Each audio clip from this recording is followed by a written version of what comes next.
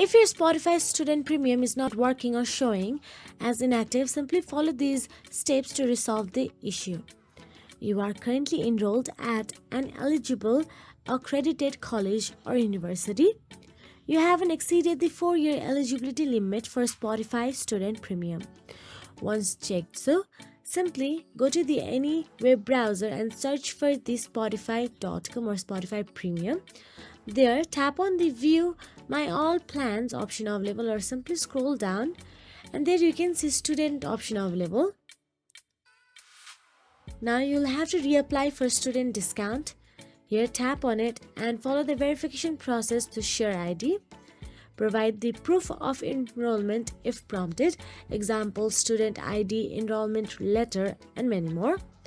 Then ensure your payment method is valid and up-to-date, and check for any payment failures or declines in your bank or card provider. So that is it. If you found this video helpful, please like, share and subscribe, and thank you so much for watching.